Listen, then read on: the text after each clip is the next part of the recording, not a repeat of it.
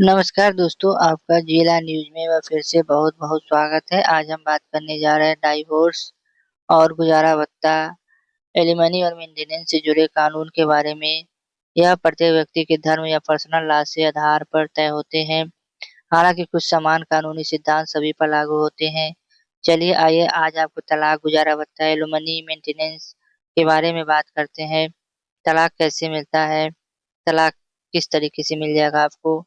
जैसे तलाक लेने के लिए क्या आधार होना चाहिए?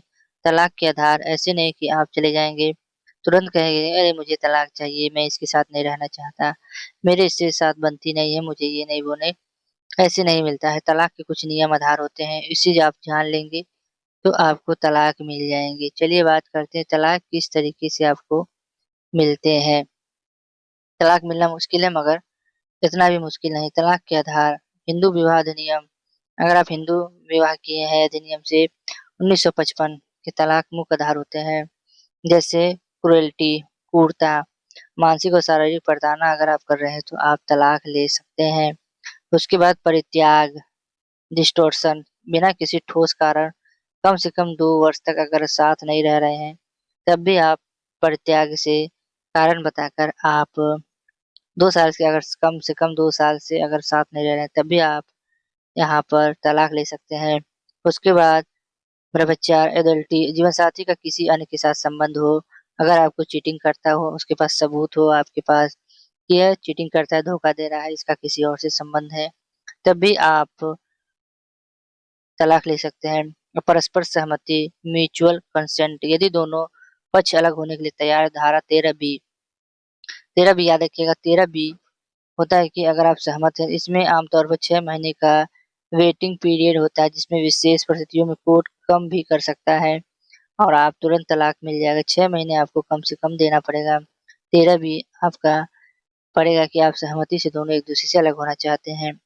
उसके बाद है गुजारा भत्ता, मेंटेनेंस, एलिमनी। यह एक गुजारा भत्ता मेंटेनेंस बहुत ज़रूरी है आज के दुनिया में। जैसे यह वित्तीय सहायता जो एक पक्ष दूसरे पक्ष को अलग होने के बाद जीवन यापन के लिए देता है। धारा 125 सीआरपीसी था मगर अब धारा 144 बीएनएस हो गया है। यह एक धर्मनिरपेक्ष सेकुलर कानून है। इसमें कोई भी महिला चाहे किसी भी धर्म की हो अपने पति से भरण-पोषण की माँग कर सकती है।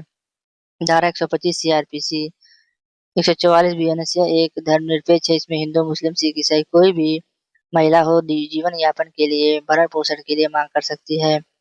अंतरिम भरण-पोषण केस चलाने के दौरान खर्च के लिए लिया जाने वाला भत्ता। अगर आप केस चल रहा है तो उसके लिए भी अंतरिम भरण-पोषण, इंटीरियम मेंटेनेंस चलाने के लिए आपको खर्चा मिलेगा। स्थायी गुजारा भत्ता, परमानेंट एलिमनी, तलाक के समय एक मुश्त लूप सम या मासिक दी जाने वाली राशि भी आपको मिलेगी। बच्चों का अधिकार, माता-पिता के अलग होने के बावजूद बच्चों के भरण-पोषण और शिक्षा का खर्च पिता को उठाना पड़ता है। अगर माता सक्षम है तो वो भी उठा सकती हैं। राशि का निर्धारण कैसे होता है? कोर्ट गुजारा भत्ता तय करते समय इन बातों का ध्यान रखती है। दोनों पक्षों की आमदनी और संपत्ति कैसी है? दूसरा है पति-पत्नी का जीवन स्तर कैसा है? उसके बाद आश्रितों की संख्या, जैसे बच्चों और बुजुर्गों, माता-पिता को भी देखा जाता है। उसके बाद पत्नी की शिक्षा और कमाने की क्षमता, ये भी देखा जाता है कि गुजारा भत्ता कैसे हो सकता है। उसके बाद है घरेलू हिंसा और तलाक, डोमेस्टिक वायलेंस एक्ट, यदि तलाक का कारण घरेलू हिंसा है तो पत्नी को घरेलू हिंसा अधिनियम 2005 के तहत अतिरिक्त अधिकार मिलता है। साझा घर में रहने का अधिकार भी मिल जाएगा आपको। हिंसा के बदले मुआवजे की माँग भी आप कर सकती हैं। इस तरीके से आप घर तलाक ले सकती हैं, मेंटेनेंस ले सकती हैं। तो आज के लिए बस इतना ही, फिर मिलते हैं नई वीडियो में। अगर आपको तलाक और मेंटेनेंस के बारे में और जानकारी चाहिए, तो हमें कमेंट कर सकते हैं। जय हिंद, जय भारत।